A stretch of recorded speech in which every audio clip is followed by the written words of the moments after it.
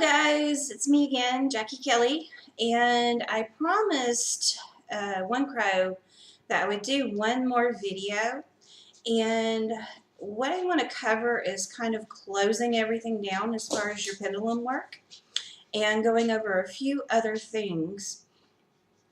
And what I want to start off with is when I was doing the palm method and the other video, okay? It went back and forth like a yes for a yes, and then it went side to side for a no, okay? And that's for me, okay? That's how I know what yes is and what no is in the palm method. Now, I want to say that you could get something different, okay? Now, you ask, well, why would I get something different and they get this and you get that, etc. And the reason being is we have to remember that on this planet itself, we have several different cultures. Some cultures read the opposite of American English. Some cultures, as far as I know, like the Chinese, read top to bottom in symbols. So, depending on what kind of guide you're working with and if they had past lives, you may get different directions for your yes and your no. So nothing is wrong, nothing is incorrect. You just have to ask them, okay, give me the direction for yes, give me the direction for no. Okay, and like Amy Grant did in her video, you can always assign your fingers for different options, okay, and get an answer that way. Now, One Crow and I discussed this, and we kind of laughed about it, but really it's not really funny at all. And she says you were talking about, dealing with earthbound spirits and, not to do it unless you had had a lot of years of experience and, had a medium or somebody in spirit release to help you, okay? And we got to talking about it and kicking it around, and she goes, you know what, just go over what you should do in closing, just in case somebody does it anyway. There's always somebody in the bunch that's going to do it anyway. So the thing about earthbound spirits, and I've done this a few times, but I don't like to do it. It's just as an empath and a clairsentient, I feel their frustrations, their aggravations, possibly what they felt the last moments of their life physically. So I just don't like to do it. But if you do it, if you go into a cemetery or a haunted area or a haunted house or whatever, and you decide to communicate with an earthbound spirit, okay, when you're shutting down and shutting the session down, you want to tell them, we know, we thank you for communicating, we understand you don't want to go to the white light, etc., but we're closing the session at this time, and you do not have the right or ability to follow, you yourself as the pendulum worker or anyone else in the group out, that they are to go back to where they came from, okay? That should leave them in the area, and it should limit, if not stop, them from becoming what's called a hitchhiker, okay? Because sometimes, earthbound spirits will attach to people, and, it could be as simply as something as you were happy and fine when you went in, and now you're irritable and you're arguing and fighting, or the whole atmosphere has changed between people, okay? So definitely, if you're going to try it, even though I don't suggest it, when you're closing the session, let the earthbound spirit know you're closing the session. And then you need to tell them that they do not have the right or the ability to follow you or any other member of the party off the premises, and they are to go back where they came from. Okay? So that covers earthbound spirits if you're going to do it, even though I'm telling you, no, please don't. The next thing that I want to cover is chakra balancing with the pendulum. I don't know if I covered that in the original video or not.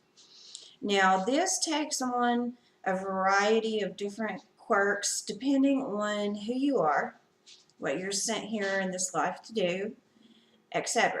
Now, do you need a guru, or do you need somebody that's been doing this for a long time? No. If you have a friend that you have similar thoughts, feelings, energy patterns, agreements on things, and you're comfortable with that person, you can just do a swap, okay? As I said before, some people clear quartz works best for them. Some people, uh, the amethyst works better, okay? And also, if your guides or spirits you're connecting with are saying use rose quartz, I wouldn't question that either. So, you can use really any of those, okay? That when you're chakra balancing, that's the only time that I would be really, really concerned about using an actual crystal or stone, because you kind of need that energy for that.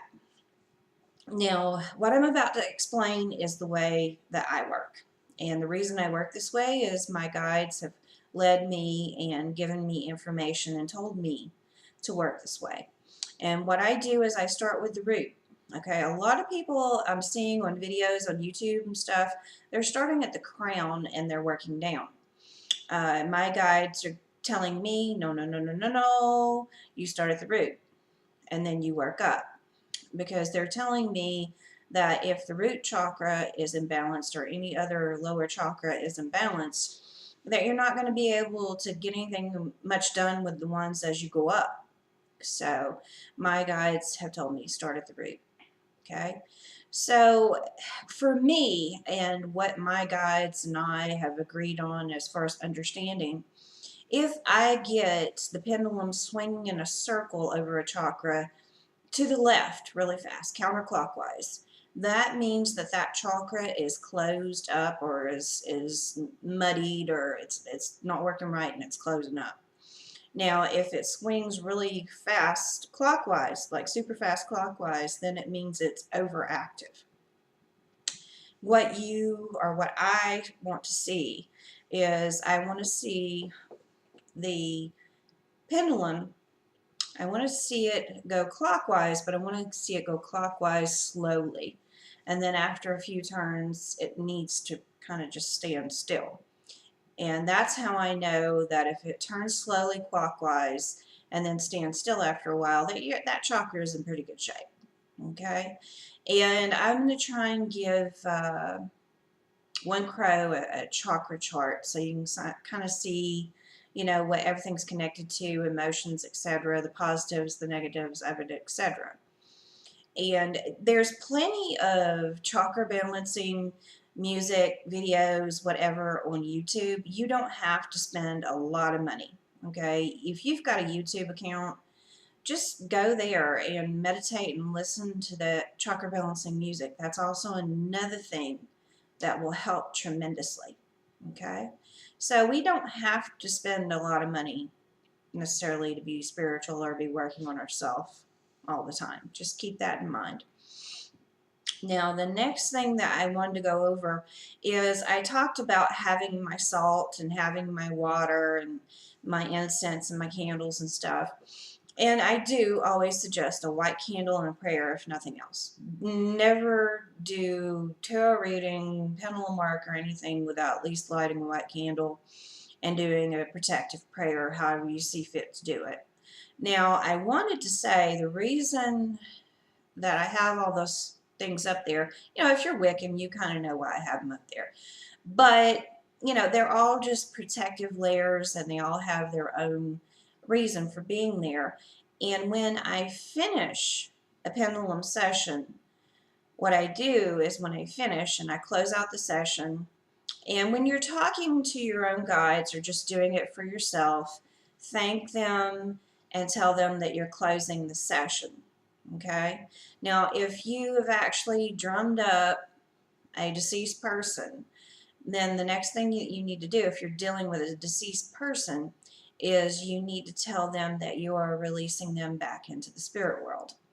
If you call on somebody's departed loved one or your departed loved one and you do not release them back into the spirit world, then you could pretty much have them hanging around your house. You could have them stuck in your atmosphere. That's not going to make them happy, and eventually it's not going to make you happy either. Just keep that in mind. And after I close it out, what I do is I take my water and my salt and I go and I throw them off my property. Okay. I don't care if you throw it in the street, throw it in the back alley, whatever you have to do, get it off your property. If I've done a reading for a person that's turned out to be very negative, I will actually see my water turn cloudy. And so the water and the salt always at the end of every reading goes away. Okay. So that's one thing that I wanted to say there too is, the incense will burn out, the candles will burn out, but get rid of your water and your salt. Go pitch it off your property. And the last thing that I wanted to talk about is when I was talking about the chakra balancing, this is a good reason for you to have the palm method or have a pendulum chart with you, is because when you're first learning, okay, just like with the palm method, you may get something opposite of what I've gotten. You may get, the opposite completely, or you may get a side to side or up and down motion. So when you're doing this, you're going to have to kind of learn on your own, because what you're doing is you're connecting with your guides and you're doing the work through them and through God or Goddess. And everybody is going to have a little bit of a different answer. So, there's no fast and hard rules. Everybody's going to be unique. Okay, so keep that in mind. And also, when I chakra balance, my goal as a chakra balancer is to basically realign the chakras, make sure they're all flowing correctly. But I don't necessarily, try and infuse anyone with, any energy or whatever. I consider that up to the person themselves to do. Okay. We have to be responsible for meditating and grounding and putting positive energy back into our own self. Okay. It's like, giving somebody a fish or teaching them how to fish. Okay. I think there's a lot of things that people need to do on their own. Okay. We've got to have some form of responsibility for ourselves. And also, the last thing that I want to say is, because I ran into this years ago when I was first meditating and learning, and as an empath and a clairsentient, and dealing with healing and dealing with people who are trying to make the best judgments with their blueprints and lives, etc. I was, meditating and envisioning, the white light coming into me.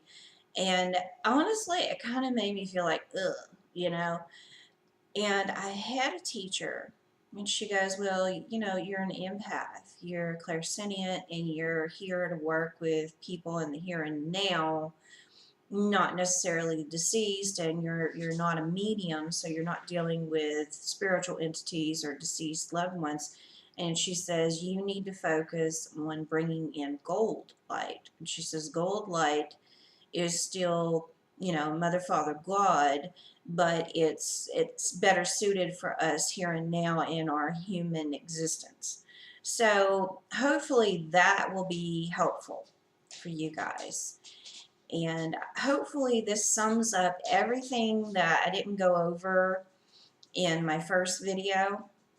And if you have any questions, feel free to write them to me. I'll answer them.